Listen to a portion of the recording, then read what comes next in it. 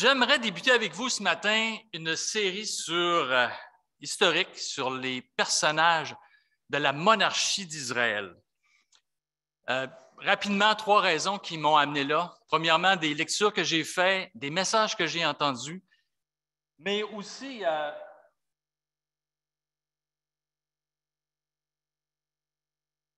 je pense qu'on l'a dit un peu ce matin durant notre culte, tout le contexte dans lequel on est aujourd'hui, le contexte dans lequel on est.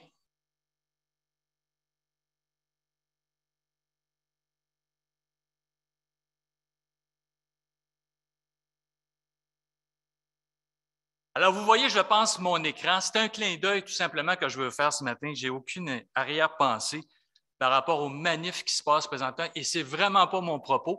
D'ailleurs, c'est une vieille affaire, ça. Et je ne sais pas si Samuel, ça te dit quelque chose. C'est le printemps érable, il y a 10 ans. Ça a refait la manchette dernièrement. Et ça, c'est même des étudiants, imaginez-vous, de l'Université du Québec à Chicoutimi qui sont dans les rues et qui se présentent avec le pouvoir. Hein? Nous sommes le pouvoir. Alors, une image vaut 1000 mots et cette image, effectivement, nous parle de ce qu'on vit, tous à notre façon, présentement, dans le contexte d'aujourd'hui. On l'a, comme j'ai dit, un peu exprimé ce matin durant notre culte. Alors, je me réfère, moi, avec cette étude sur le passé d'Israël. Et même si c'est des vieilles histoires, même si c'est des événements qui se sont passés il y a des milliers d'années, je suis persuadé que ce que ces gens-là ont vécu peuvent nous apprendre quelque chose. On peut s'identifier à ce qu'ils ont vécu, aux leçons de vie, positives ou négatives, donc les belles choses qu'ils ont faites comme leurs échecs aussi. Donc, pour parler des rois de Juda, il faut débuter au début, aller au début de ce cycle-là. Et je fais un point ce matin sur le contexte. D'habitude, on va vite sur le contexte des textes qu'on apporte, mais ce matin, je prends le temps de parler un peu de ça. Et je les ai mis un peu en vrac, là, pour qu'on voit ça. Donc, après la mort de Josué, il va se passer une période de 350 ans où il y a une succession de cycles, une espèce de spirale négative qui va se passer. À chaque fois qu'un homme de Dieu ou une femme de Dieu se présente, va amener des victoires, à sa mort, le peuple s'éloigne de Dieu, Dieu arrive avec un jugement, et là, ils vont crier à Dieu et une nouvelle personne va se présenter. On peut se rappeler de Gédéon, Déborah, Samson, tous des hommes et des femmes qui se sont levés pour Dieu. Mais à cette époque, les hommes et les femmes ne vivaient pas pour Dieu, ne vivaient pas selon la loi de Moïse. Ils vivaient en accord avec leurs propres normes, leurs propres convictions du sens du bien et du mal. Et ce fut un désastre. Mais j'insiste sur la période aussi, 350 ans. Avec Samuel qui va arriver, ça va faire près de 400 ans. 400 ans de situations difficiles. Désastre. Même les juges qui se sont levés pour Dieu n'étaient pas toujours des exemples de sainteté. On peut penser à Samson, hein? Un exemple dont la vie était plutôt motivée par ses désirs charnels que par l'Esprit de Dieu. C'est une période donc trouble, c'est un temps de confusion, c'est un temps où Israël est vulnérable face à ses ennemis, les Philistins, Moab, etc. C'est un temps de débauche morale. Et c'est un temps aussi où il va se lever un grand homme. Je vais en parler plus tard. Des grands hommes qui vont prendre la direction d'Israël dans une période de décadence religieuse, une période de difficultés politiques. Personne ne se lève, aucun leader solide, ou très peu. Mais quelque chose d'encore plus grave, une période où Dieu se tait. chapitre 3, verset 1 de 1 Samuel nous dit « La parole de l'Éternel était rare. À cette époque, les visions n'étaient pas fréquentes. » Mes amis, même dans cette période-là, Dieu s'est tu. Si on prend tout ça puis on met ça dans un terme un peu plus contemporain, on pourrait parler d'une situation géopolitique instable. On pourrait entendre ça aux nouvelles maintenant. Les ennemis d'Israël attaquent les frontières, les Philistins, etc. Les tribus eux-mêmes, les 12 tribus, sont aux prises avec des guerres fratricides. À la fin du livre des Juges, une tribu est presque anéantie, la tribu de Benjamin. Les chefs sont absents ou n'inspirent pas confiance. Et certainement, on peut s'identifier, nous, à cette période-là aussi.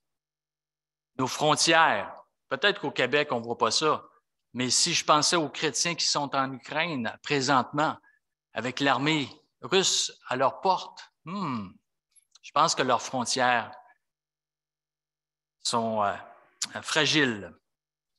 On peut penser à la situation, évidemment, qu'on vit dans nos pays, qu'on vit en Afrique, peu importe où. Nous sommes dans un temps trouble.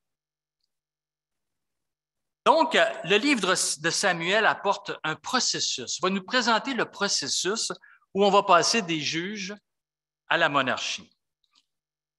À l'origine, le livre dans la Bible hébraïque, le livre des juges suit directement le livre de 1 Samuel suit directement le livre des juges.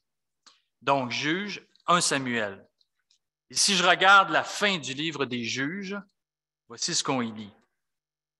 Et dans le même temps, les enfants d'Israël s'en allèrent de là, chacun dans sa tribu et dans sa famille.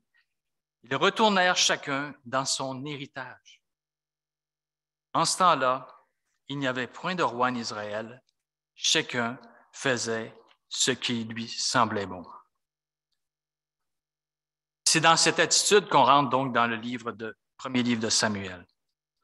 Comme j'ai dit, c'est un livre qui marque la transition entre les juges et les rois. Cette transition qui s'est faite par un homme, Samuel, qui va se lever comme juge, un des plus grands, sinon le plus grand juge d'Israël. Il va être juge, il va être prophète, il va être sacrificateur. Et c'est lui qui va instaurer la monarchie en présentant Saül et David. Mais avant d'arriver à Samuel, nous avons une femme, Anne, une mère, une épouse, une femme de prière. Et ce matin, nous allons regarder à ce premier personnage, la mère de Samuel, Anne. Rapidement, je parle de Anne et sa famille. Personnage important. Dans les premiers, on va lire ensemble, donc, chapitre 1 de 1 Samuel, les 3 premiers versets. Il y avait un homme de Ramatsaïm Tsophim, de la montagne d'Éphraïm, nommé Elkana, fils de Jéroam, fils d'Éliu, fils de Tohu, fils de Tsuf, Éphratien. Il avait 2 femmes, dont l'une s'appelait Anne et l'autre Pénina. Pénina avait des enfants, mais Anne n'en avait point. Chaque année, cet homme montait dans sa ville à Silo pour adorer l'Éternel des armées et pour lui offrir des sacrifices. Là se trouvaient les 2 fils d'Élie, Ophni et Phinehas, sacrificateurs de l'Éternel. C'est un texte, 1 Samuel, 2 Samuel, dans les textes les mieux écrits de toute la Bible. Et tout de suite, dans son introduction, on voit comment l'auteur, quand je parle de ça avec des jeunes, je leur montre comment c'est un texte qui est le fun à lire. C'est un texte qui c'est comme un bon roman. C'est comme un texte d'abord narratif et qui est bien écrit. Tout de suite, on place les personnages les plus importants des premiers chapitres de l'histoire. Elkana, ses deux épouses, Anne, sans enfant, Pénina, qui a des enfants, Élie et les deux fils d'Élie, qui vont avoir une part importante à jouer. Des hommes qui ont une triste réputation. Mais devant qui Elkana et sa famille vont adorer. Alors, maintenant, Anne et sa détresse. On va lire ensemble versets 4 à 8. Le jour où Elkana offrait son sacrifice, il donnait des portions à Pénina, sa femme, et à tous les fils et à toutes les filles qu'il avait d'elle. Mais il donnait à Anne une portion double, car il aimait Anne, que l'Éternel avait rendue stérile. Sa rivale lui prodiguait des mortifications pour la porter à sérité de ce que l'Éternel l'avait rendue stérile. Et toutes les années, il en était ainsi. Chaque fois qu'Anne montait à la maison de l'Éternel, Pénina la mortifiait. De la même manière, alors elle pleurait et ne mangeait point. Elkana, son mari, lui disait, « Anne, pourquoi pleures-tu et ne manges-tu pas? Pourquoi ton cœur est-il attristé? Est-ce que je ne vaux pas pour toi mieux que 10 fils? » C'est vraiment un temps difficile, non seulement pour le peuple, mais pour cette femme aussi. Je mets le mot difficile en pensant à Jules, qui, lors de son témoignage, nous a parlé de la situation qu'il a vécue avec sa mère et le contexte familial dans lequel il était, polygamie. C'était difficile pour elle, c'était difficile pour Jules. C'est une situation culturelle, évidemment, qu'on ne vit pas ici. Elle était vécue dans la société hébraïque, c'est vrai. Il faut voir aussi là-dedans que c'était un devoir, une obligation morale, une responsabilité pour toute femme de donner, de se marier et de donner un fils à son mari. C'était comme ça. Elkana, donc, est polygame. Ce n'est pas quelque chose que Dieu approuvait, mais c'était quelque chose qui était accepté à cette époque, dans la culture. On retrouve ça dans certains passages de l'Ancien Testament, certaines normes qui sont indiquées à ce sujet. Bien qu'on ne connaisse pas les détails de toute cette histoire, probablement, et c'est fort probable même, que le fait qu'Anne soit mentionnée en première, qu'elle soit aimée particulièrement par Elkana, soit sa première épouse. Et puisqu'il n'a pas eu d'enfant avec elle, il a pris une deuxième épouse pour assurer sa postérité. C'est une situation donc difficile dans le foyer. C'est une opprobre, un lourd fardeau, une humiliation pour Anne de ne pas avoir d'enfant. Je vous donne quelques informations. La stérilité était mal jugée. Une femme stérile, elle était un discrédit pour son mari et pour les familles respectives, non seulement pour la famille du mari, mais pour sa propre famille à elle. Elle était exposée à la honte, aux critiques. Comme j'ai dit, son devoir, sa responsabilité était de perpétuer la lignée. Donc, c'était une bénédiction que Dieu lui accordait lorsqu'elle concevait un fils. Mais l'inverse était un jugement de Dieu lorsqu'elle échouait à amener un enfant.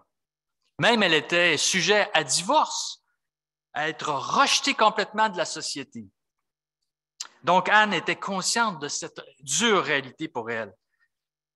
Elle souffrait dans son cœur. Elle était malheureuse. Et on peut penser que lorsqu'elle sortait, elle sentait les regards des autres sur elle, les propos de ces femmes, souvent qui la jugeaient. Pourquoi? Pourquoi? Quel péché l'a rendue stérile? Elle entendait probablement leur rire. Même d'autres femmes qui avaient des enfants les mettaient à l'écart parce que pour elles, ces femmes qui avaient des enfants, Anne était un objet de malédiction. Elle était considérée comme être désapprouvée de Dieu.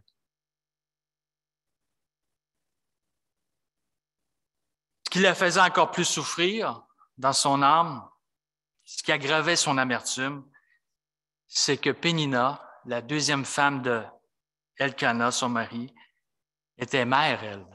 Elle avait des fils et des filles. Et elle était pour elle, comme le verset 6 nous le dit, une rivale. Une rivale dans la maison. Donc, quel contexte difficile pour Anne de vivre tout ce qu'elle vit. J'essayais de voir un peu quelle illustration ou quel exemple on pouvait s'approprier, nous, ici au Québec. Et ça m'a rappelé les grosses familles, les grandes familles du Québec. Probablement, là, moi, je me souviens de ma mère, du côté de ma mère, du côté de mon père, deux familles différentes. Du côté de mon père, grosse famille. Qu'est-ce qu'ils faisaient les plus vieux lorsqu'ils avaient 13-14 ans? Bien, ils s'occupaient des plus jeunes. Il y avait une solidarité dans ces familles-là. Anne, elle n'a aucune solidarité. Elle est même objet elle est en opposition. Hein? Pénina est sa rivale. Donc, non seulement ils ne peuvent pas s'aider, elle est repoussée. Elle a aussi le deuil de ne pas enfanter. À chaque mois, le rappel des menstruations, je ne peux pas avoir d'enfant.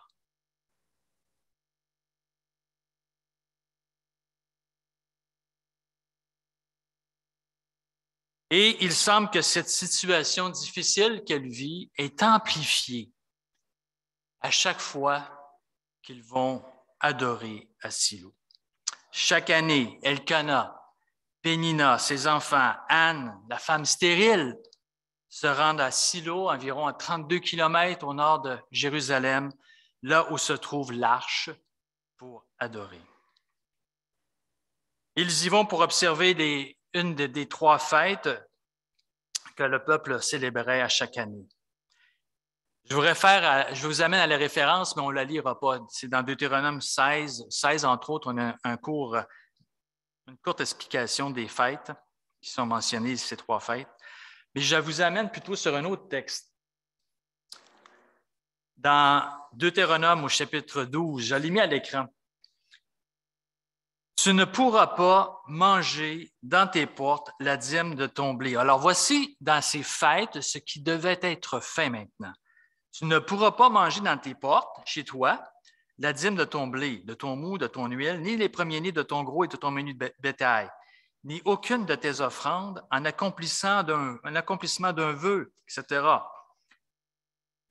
Mais c'est devant l'Éternel, ton Dieu, que tu les mangeras, dans le lieu que l'Éternel, ton Dieu, choisira, toi, ton fils et ta fille, ton serviteur et ta servante, et le Lévite qui sera dans tes portes. Donc, tout ce beau monde-là se présente à l'endroit que Dieu a choisi. Et c'est devant l'Éternel, ton Dieu, que tu feras servir à ta joie tous les biens que tu posséderas. Je l'ai mis dans une autre version, peut-être un peu plus contemporaine, une version Sommaire. Et vous vous réjouirez devant l'Éternel, votre Dieu, de tous les produits de votre travail. C'était des fêtes, les amis. Ce n'était pas des endroits où on pleurait, c'était des endroits où on était heureux. C'était des fêtes obligatoires. Tu te réjouiras de tout ce que l'Éternel t'a donné. Et je suis persuadé que ça explique l'intervention d'Elkana au verset 8, quand il lui dit, « Écoute, Anne, pourquoi tu pleures?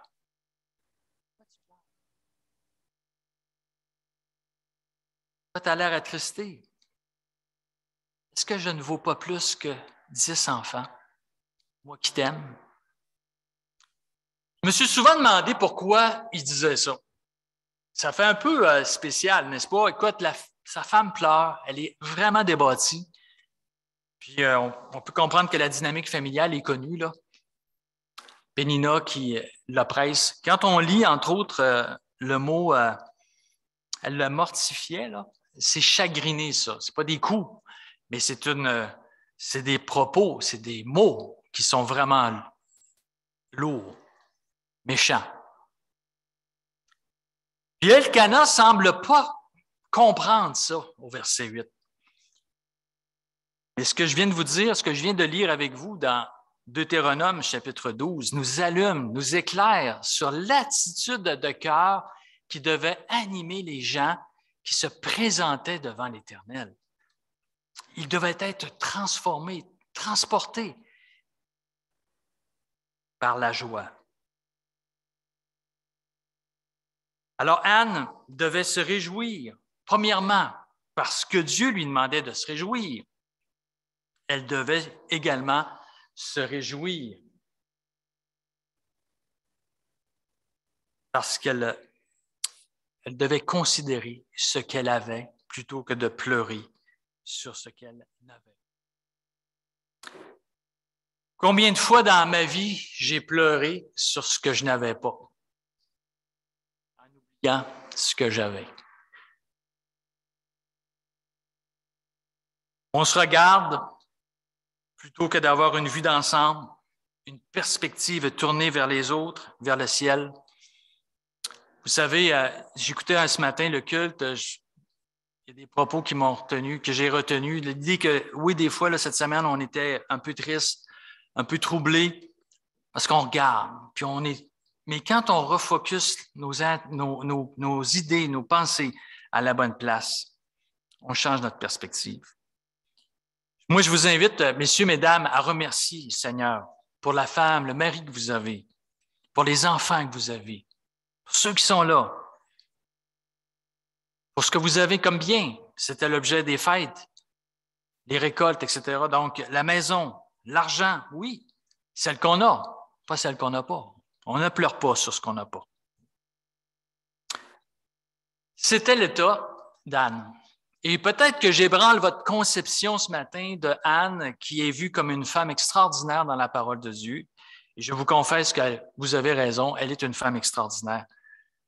C'est elle comme Élisabeth, qui a été la mère de celui qui a amené Anne, la royauté, Élisabeth, le roi des rois, le Seigneur, la mère de Jean-Baptiste, qui a présenté Jésus. Donc, c'est des femmes extraordinaires. Mais on les voit aussi dans leur faiblesse. Et c'est ça qui est beau de la parole de Dieu. Et donc, je voulais souligner cet aspect-là ce matin. On tombe trop souvent dans le panneau de pleurer sur notre sort par égoïsme, en oubliant que Dieu est au contrôle de tout. Donc, voici maintenant pourquoi cette dame est si extraordinaire avec son mari dans un monde déchu au moment où tout s'écroule. Anne et sa récompense. On va lire aussi maintenant les versets 9 à 18 à notre étude ce matin. Anne se leva après qu'on eut mangé et bu à Silo. Le sacrificateur Élie était assis sur un siège près de l'un des poteaux du temple de l'Éternel. Et l'amertume dans l'âme, elle pria l'Éternel et versa des pleurs. Elle fit un vœu en disant, « Éternel des armées, si tu daignes regarder l'affliction de ta servante, si tu te souviens de moi et n'oublie point ta servante, et si tu donnes à ta servante un fils, je le consacrerai à l'Éternel pour tous les jours de sa vie, et le rasoir ne passera point sur sa tête. » Comme elle restait longtemps en prière devant l'Éternel, Élie observa sa bouche. Anne parlait dans son cœur et ne faisait que remuer les lèvres. Mais on n'entendait point sa voix. Élie pensa qu'elle était ivre. N'oubliez pas que c'était une fête. Il se prenait du vin. Et les prières publiques, normalement, étaient audibles Donc, Élie voit quelque chose qui n'est pas normal chez cette femme. Il lui dit, « Jusqu'à quand seras-tu dans l'ivresse? Fais passer ton vin. » Anne répondit, « Non, mon Seigneur. Je suis une femme qui souffre en son cœur. Je n'ai bu ni vin, ni boisson enivrante, mais je répandais mon âme devant l'Éternel. Ne prends pas ta servante pour une femme pervertie, car c'est l'excès de ma douleur et de mon chagrin qui me fait parler jusqu'à présent. » Élie reprit la parole et dit, « Va en paix, et que le Dieu d'Israël exauce la prière que tu lui as adressée. » Elle dit, « Que ta servante trouve grâce à tes yeux. » Et cette femme s'en alla, elle mangea, et son visage ne fut plus le même. J'ai des frissons à lire ce verset-là. On l'a vu dans les pleurs, quelques instants après, 1 heure, 2 heures, je ne sais pas, mais après s'être présenté devant Dieu, ouvrir son cœur. Elle sort de là avec un visage transformé. Elle mangea et son visage ne fut plus le même. Je remarque 3 aspects de la vie de Anne. Premièrement, elle a une relation avec son mari fondée sur la parole de Dieu et sur l'amour que Elkana se témoigne, elle et lui se témoignent. Premièrement, on a vu dans notre lecture qu'ils adoraient Dieu ensemble. Ils sont montés ensemble à Silo pour adorer. Alors, 3 fois par année, la fête des pains sans levain, la fête des semaines, la fête des tabernacles, donc des moments de réjouissance. Et certainement, c'est là le premier aspect d'une relation qui est juste entre un mari et une femme. Comment on se présente devant Dieu ensemble. Ils adoraient ensemble. Il y a une union spirituelle, il y a une complicité spirituelle. Ils ont le même Dieu, les mêmes désirs, les mêmes actions. Comment on adore en famille, en couple, communique énormément d'informations à nos enfants. Notre fidélité, semaine après semaine, notre engagement dans le service pour Dieu. Est-ce qu'on est fidèle pour vivre ce que nous osons croire, ce que nous disons croire? Pas besoin de vous dire que nous avons un exemple à laisser à ceux qui nous entourent, à ceux qui, nos enfants, comme les jeunes qui nous regardent. Est-ce qu'on est parfait? Non. Est-ce qu'on a besoin de l'être? Non. Anne nous le présente, nous le prouve. Et on doit garder le cap. Nous avons l'importance de l'exemple, mais je vous rappelle une chose, il faut se rappeler de ça. Tout est une question de grâce. Ce qu'on peut laisser comme impact est une question de grâce, pour nous-mêmes comme pour ceux qui vont nous entourer. Donc, Elkana montait à Silo où se trouvait l'arche, comme la loi le stipulait, et il y allait en amenant avec lui ses femmes et ses enfants. La loi disait que c'était l'homme qui devait y aller. L'obligation était pour l'homme, mais Elkana le fait avec sa famille au complet. On voit aussi qu'Elkana aime son épouse. Au verset 5, on voit une drôle d'histoire, la double portion pour Anne. Alors, le sacrifice est fait, une petite part est prise pour les sacrificateurs, mais la plus grosse part va à la famille qui va bénéficier de la nourriture pour faire le festin. Et il y a une marque ici, publique. C'est une expression d'amour. Dans le Moyen-Orient, quand on aime quelqu'un, quand on veut souligner notre appréciation, notre amour, eh bien, on lui en donne plus. Alors, il y a une double part qui est faite, qui est donnée à Anne. C'est une expression d'amour, c'est une expression d'amour même publique. Elkana est bon pour sa femme. Et également, on ne l'a pas lu, mais un peu plus tard, après sa prière, un enfant va naître dans l'année. Et on va voir au verset 21, 22, 23 que lorsque c'est le temps de retourner au temple pour adorer, Anne va demander à son mari de rester à la maison. Je n'ai pas fini de sevrer mon fils. Je veux faire le travail comme il faut. Je veux m'occuper de lui. Et son mari va accepter, va respecter sa décision. Il y a une confiance donc mutuelle entre les deux. Deuxième aspect de la vie de Anne que je souligne, c'est qu'elle avait une relation profonde aussi avec son Dieu. Anne préférait aller adorer à Silo malgré le chagrin que Pénina lui faisait et évidemment qui amplifiait déjà le sien. Écoutez, là, je pense que si j'avais été à la place de Anne, j'aurais dit, écoute, laisse-moi tranquille, je ne veux rien savoir d'aller là, je vais me faire écœurer encore. Les gens qui sont là sont même pas des modèles, les fils d'Élie sont des sacrificateurs tout croche qui travaillent pour un gain personnel. Et en plus, je vais broyer tout le long. Fait que je ne serai pas durable, je serai pas endurable, on comprend l'idée. Je ne serai pas endurable, je ne serai pas du monde. Elle se plaint, c'est vrai, mais elle va trouver le réconfort à ses besoins à la bonne place. Elle va où elle doit aller. Anne a un grand respect pour Dieu. Vous savez, Pénina l'incitait méchamment, oui, à s'irriter contre Dieu. Elle dit, qu'est-ce que tu as fait à Dieu? Regardez dans les premiers versets qu'on a lus. Elle l'incitait à se révolter contre Dieu. Jamais, jamais Anne s'est révoltée. Jamais Anne en a voulu à Dieu de son état. Anne vivait une grande intimité avec son Dieu, verset 10. Elle n'hésitait pas à pleurer devant son Dieu, à lui confier sa peine. Elle croyait à la puissance de Dieu aussi, verset 11.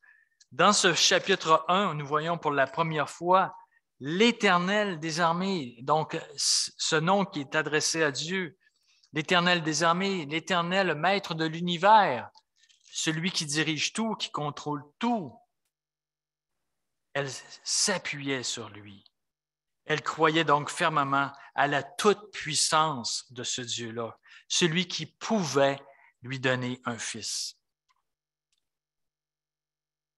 Anne aimait suffisamment son Dieu pour lui donner son fils, pour lui consacrer son fils. C'est une femme spirituelle. Le désir d'élever un enfant, d'avoir un enfant, dépasse son propre désir personnel. Elle veut élever un enfant pour Dieu, pour le service pour Dieu, pour la gloire de Dieu. Non pas pour ses besoins affectifs seuls, non pas pour retrouver sa valeur en ayant un fils, mais pour la gloire de Dieu. Anne cherche la consolation auprès de l'Éternel au verset 12. C'est certainement la marque des grands hommes et des grandes femmes. Les auteurs des psaumes vont le mentionner, juste le psaume 77, verset 3, nous rappelle ça aussi. Donc, Anne est une femme de foi. Elle était une femme qui avait une relation exceptionnelle avec son Dieu. Et on arrive au dernier point. Anne est une femme aussi de prière. Elle est honnête avec son Dieu. Elle va vers lui dans l'humilité, l'abaissement. Vous savez, Dieu la reçoit comme elle est. On a vu ça dans notre étude sur le livre Doux et humble. Dieu nous accepte, nous reçoit comme nous sommes. La prière de Anne n'est pas égoïste. Elle veut un enfant, c'est vrai, mais pourquoi? Pour le donner à Dieu, pour qu'il soit à son service. C'est le vœu du Nazaréen. Mais juste quelques notes sur sa prière que nous avons lue ensemble. Je la reprends. Cette femme était affligée, elle était en pleurs. Comme j'ai dit, elle s'est humiliée devant Dieu, elle s'est abaissée, elle n'a pas eu peur de montrer ses sentiments. Elle va prier avec cette promesse, Seigneur, le Dieu de l'univers, hein, celui qui peut remplir, me combler, qui peut répondre à mes besoins. Vois combien je suis malheureuse. Vois combien je suis malheureuse. Hey, ne m'oublie pas. Ça me fait penser à la veuve importune là, à 3 heures du matin qui cogne à la porte, qui veut avoir la farine, je pense. Alors, elle est, oublie-moi pas. Je veux avoir une réponse. Aie pitié de moi. Et elle prend un engagement. Donne-moi un fils et je vais m'engager. Je fais un vœu avec toi. C'est fort, ça.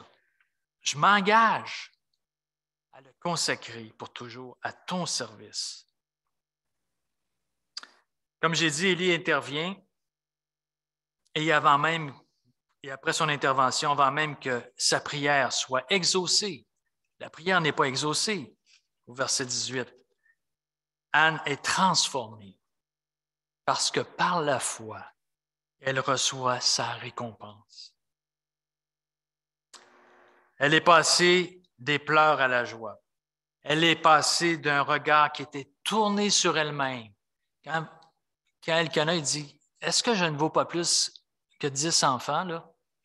10 fils? » Ben, c'est parce que tu regardes ce que tu n'as pas au lieu de regarder autour de toi. Donc, elle est passée d'un regard tourné sur elle à un regard tourné vers Dieu. Et, comme j'ai dit, il y aura un fils dans la même année. Elle va le confier à Élie pour qu'il soit au service de Dieu, selon son engagement, selon le vœu qu'elle a fait. Alors, les amis, Anne, c'est un exemple pour nous.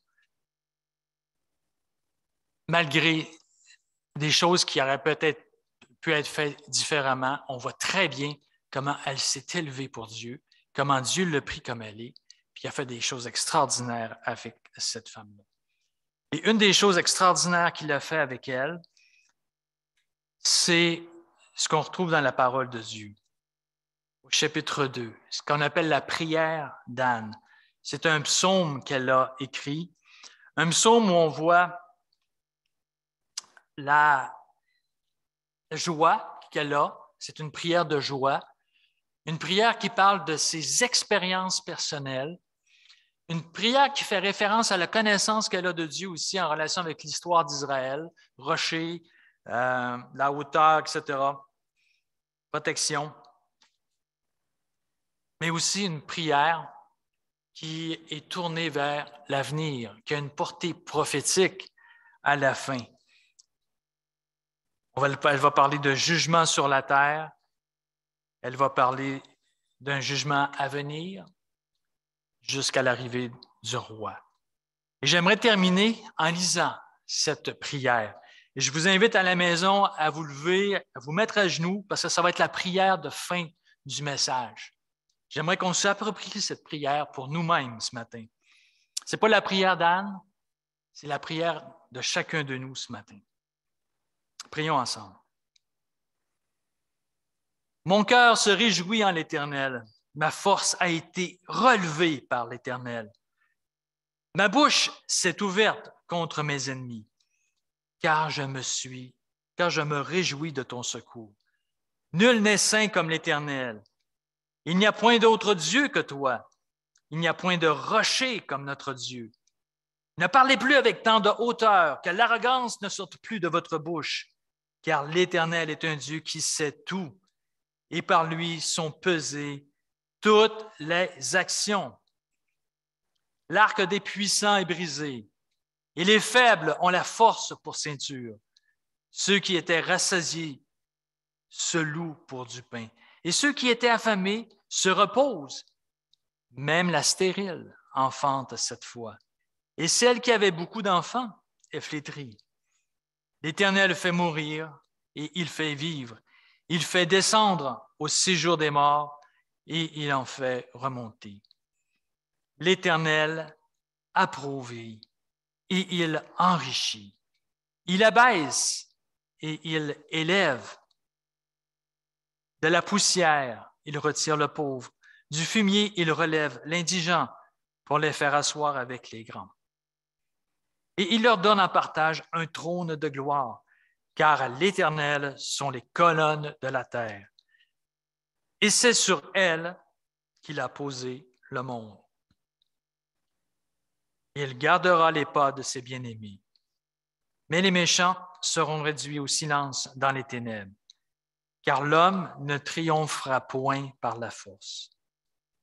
Les ennemis de l'Éternel trembleront du haut des cieux, et il élancera sur eux son tonnerre. L'Éternel jugera les extrémités de la terre. Il donnera la puissance à son roi, et il relèvera la force de son oint. Amen.